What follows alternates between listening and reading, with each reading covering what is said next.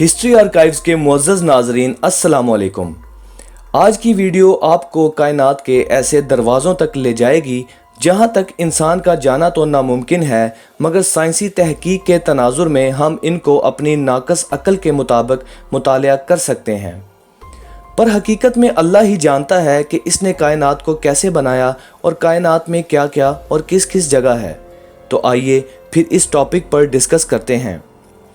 आगे बढ़ने से पहले हमारे नए देखने वाले नाजरीन से इल्तमास है कि हमारे चैनल को सब्सक्राइब करें और बेल आइकन ज़रूर प्रेस करें ताकि हमारी नई आने वाली वीडियोस तक आपको रसाई हासिल हो सके। तहकीकदान हर साल दर्जनों खलाई सियारे दरियाफ्त करते हैं और साइंस के मुताबिक ऐसा भी हो सकता है कि जल्द हम कोई ऐसा सियारा दरियाफ्त कर लें जो कि बिल्कुल ज़मीन जैसा माहौल रखता हो। बल्कि साइंसदानों ने एक खलाई सियारे से सिग्नल भी मौसूल किया है जो कि इनहैबिटेबल जोन में आता है। मगर सवाल ये है कि क्या हमारे पास इतनी टेक्नोलॉजी आ गई है कि हम इन खलाई सियारों या एक्सोप्लैनेट्स तक रसाई हासिल कर सकें जो कि ट्रिलियंस माइल्स दूर हैं, और इन तक जाने के लिए हमारे पास कौन सी टेक्नोलॉजी होनी चाहिए। बज़ाहिर कायनात में इतना दूर सफ़र करके जाना नामुमकिन है, मगर साइंसदानों के मुताबिक इन्होंने हालिया ही हमारे निज़ाम शमसी में कुछ ऐसा दरियाफ्त किया है जो कि ये मुमकिन कर सकेगा कि हम ज़्यादा तेज़ी से वहाँ तक पहुँच सकें जितना कि पहले मुमकिन ना था। इसमें जाने से पहले आइए ये जानते हैं कि कुछ एक्सोप्लैनेट्स कितनी दूर हैं और कितनी तेज़ी से हम इनमें से किसी एक तक पहुँच सकते हैं। ज़मीन के नज़दीक तरीन सितारों का एक निज़ाम मौजूद है जिसको alpha Centauri triple star system कहते हैं, और इसमें तीसरा सितारा प्रोक्सिमा सेंटोरी है। दूसरे दो प्लैनेट्स इस सुर्ख बोने के गिर्द महवर या ऑर्बिट करते हैं।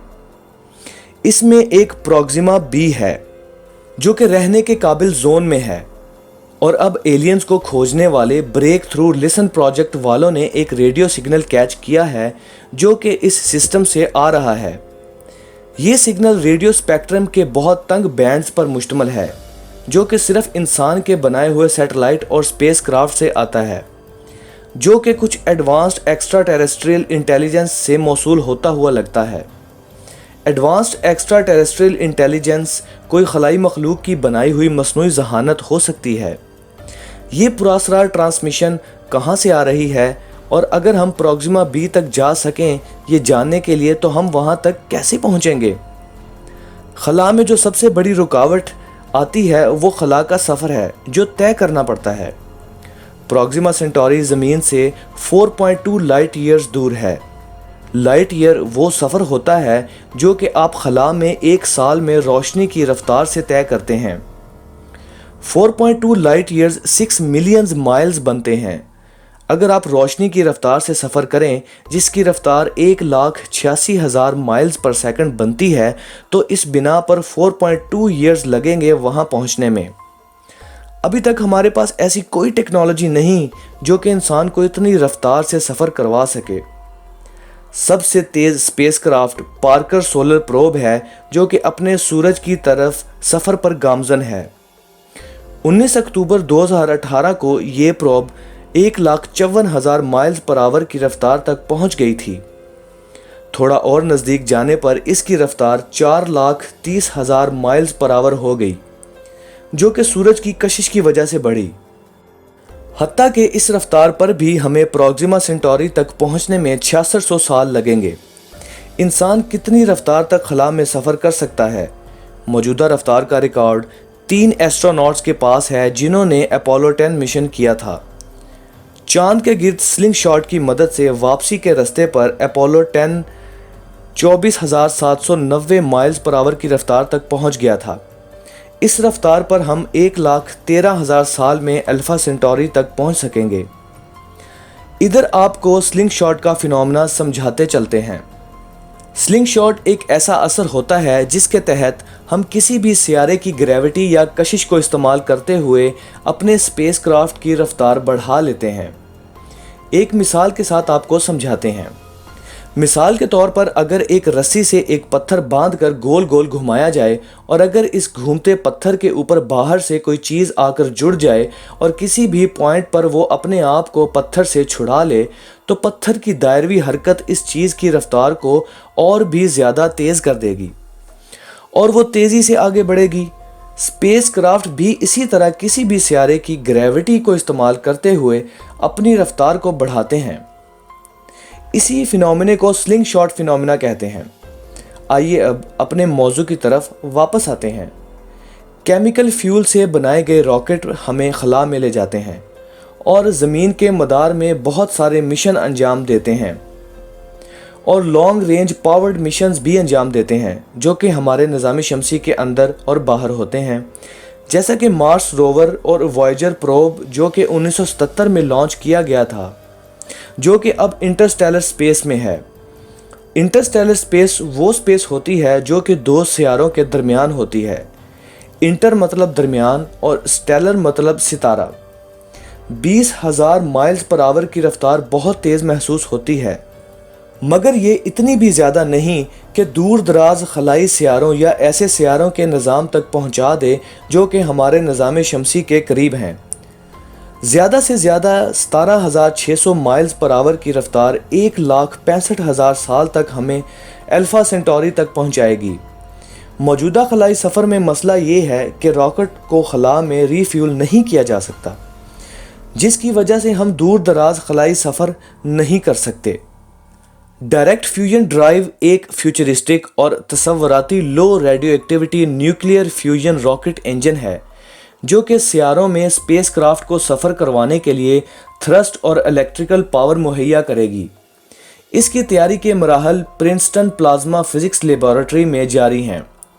ریسرچرز اس انجن پر کام کر رہے ہیں تاکہ اس کو خلا میں جلد آزمایا جائے اور اس کو انجن کے پرائمری ڈرائیو کے طور پر استعمال کیا جائے۔ نظام شمسی سے باہر ایک دلچسپ ٹارگٹ ہے جو کہ زمین سے کافی مشابہ ہے، جو کہ ٹائٹن ہے۔ خلائی سائنسدانوں کا کہنا ہے کہ ڈائریکٹ فیوژن ڈرائیو کے ذریعے ہم کسی پروب کو 2 سال تک کے عرصے میں ٹائٹن تک بھیج سکتے ہیں، جبکہ اس کے موازنے میں ایک پروب ڈریگن فلائی کو سیٹرن کے چاند تک پہنچنے میں 8 سال لگے تھے۔ اچھی بات یہ ہے کہ انسان خلا میں کتنا تیز اپنے اسپیس شپ کو سفر کروا سکتا ہے، اس کی کوئی لمٹ نہیں، مگر انسان خود ان اسپیس شپس میں سفر کرے اس کی ایک لمٹ ہے۔ سپیڈ جو کہ ریٹ آف موشن کو ڈیفائن کرتی ہے اور سپیڈ کانسٹنٹ اور ایک ڈائریکشن میں ہوتی ہے۔ تھیوری کے مطابق انسان کو اس ریٹ پر خلائی سفر کرنا چاہیے جو کہ یونیورس کی سپیڈ لمٹ سے تھوڑی کم ہے۔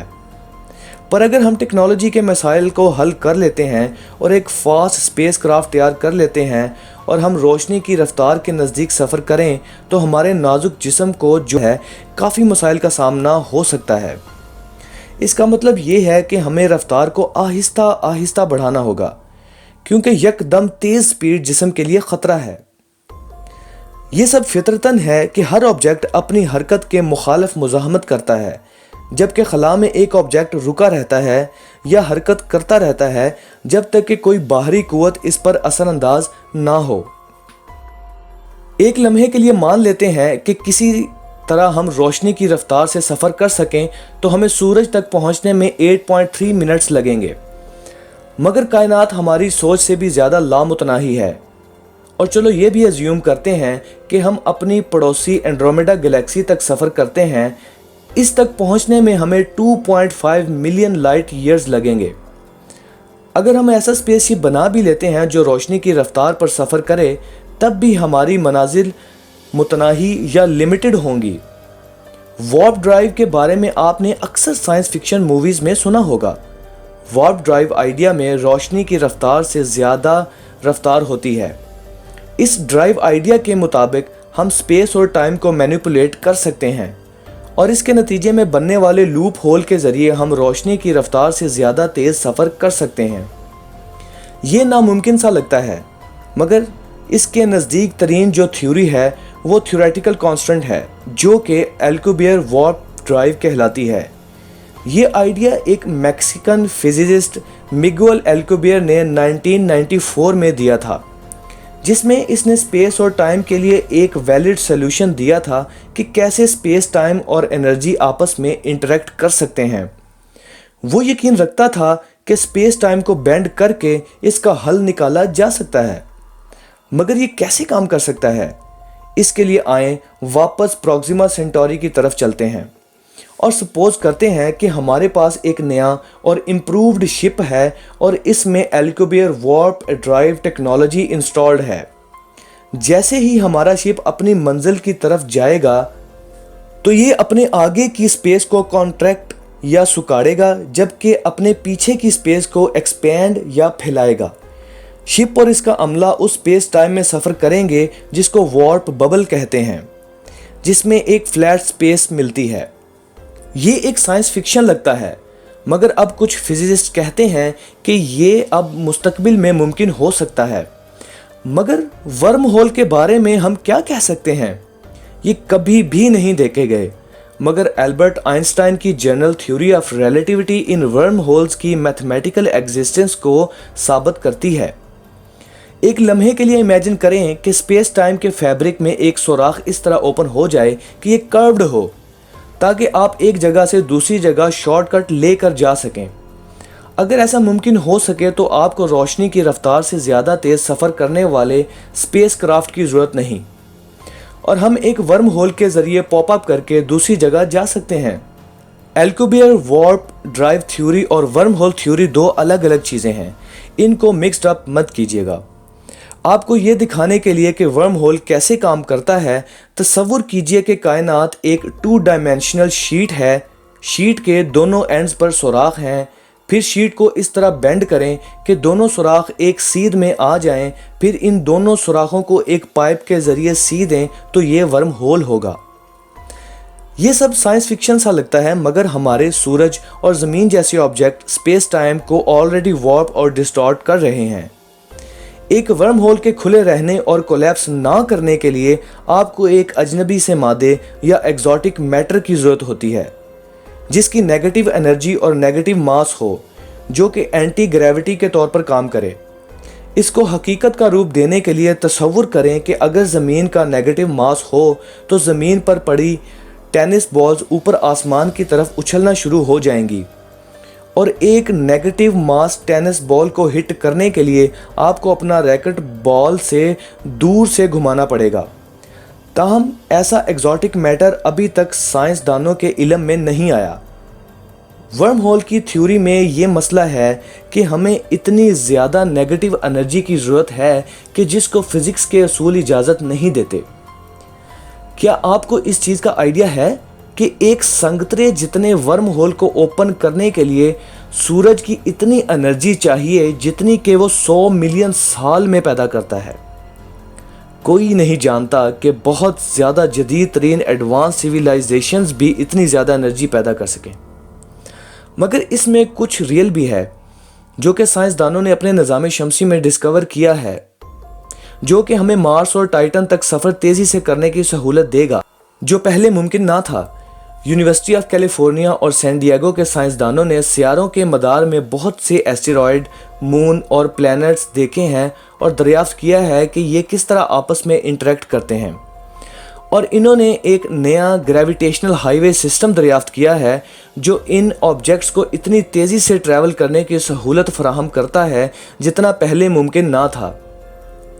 ये दरियाफ्त स्पेस के मैनीफोल्ड्स को देख कर की गई है, जिसमें विजिबल स्ट्रक्चर्स नजर आए हैं जो कि एक दूसरे से कनेक्ट मिले हैं, जो कि ग्रेविटेशनल इंटरेक्शन से निज़ाम शमसी में बने। आइए इन ग्रेविटी चैनल्स के बारे में देखते हैं। ये स्पेस मैनीफोल्ड्स स्पेस बाउंड्रीज के तौर पर काम करते हैं, जो नई दरियाफ्त हुई है, जिसको सेलेस्टियल हाईवेज कह सकते हैं। ऑब्जेक्ट को बहुत सारी दहाइयों में हरकत करवा सकती हैं, जो कि ओपन स्पेस में hundreds of millions of years बनते हैं। ग्रेविटी इन स्पेस मैनीफोल्ड्स को इनेबल करती है, और एस्ट्रोडायनामिसिस्ट ये जानते हैं। वॉयेजर 2 मिशन का फ्लाई बाय इसकी मिसाल है। वॉयेजर 2 ने जुपिटर से स्लिंग शॉट के ज़रिए ग्रेविटी असिस्टेंस ली और सैटर्न की तरफ गया, और फिर सैटर्न से स्लिंग शॉट बूस्ट लिया और फिर यूरेनस की तरफ गया, और फिर नेपच्यून से होता हुआ निज़ाम शमसी को छोड़ गया। بات یہ ہے کہ سائنسدان ان اسپیس مینیفولڈز کے بارے میں اتنا جانتے ہیں کہ یہ سیلیسٹیل باڈیز پر اثر انداز ہوتے ہیں۔ اس میں ابھی تک بہت کچھ ان ایکسپلورڈ ہے۔ یہ خلا کی سپر ہائی ویز ایک دن اسپیس ایجنسیز جیسا کہ ناسا ہے اپنے اسپیس مشنز بھیجنے کے لیے استعمال کریں گی، جو کہ انٹر پلانیٹری ٹریول کے لیے نئے رستے کھولے گی اور انسان کائنات کو مزید ایکسپلور کر سکے گا۔ تو ناظرین، یہ تو تھی سائنسی تحقیق کہ انسان اپنی کیلکولیشنز کے مطابق کیا کر سکتا ہے۔ باقی تو اللہ کی ذات ہی جانتی ہے کہ انسان کس قابل ہے۔ امید ہے آپ کو ہماری یہ چھوٹی سی کاوش پسند آئی ہوگی۔ پسند آنے کی صورت میں لائک اور شیئر ضرور کریں تاکہ ہماری حوصلہ افزائی ہوتی رہے۔ اپنا اور اپنے پیاروں کا خیال رکھیے گا۔ اللہ نگہبان۔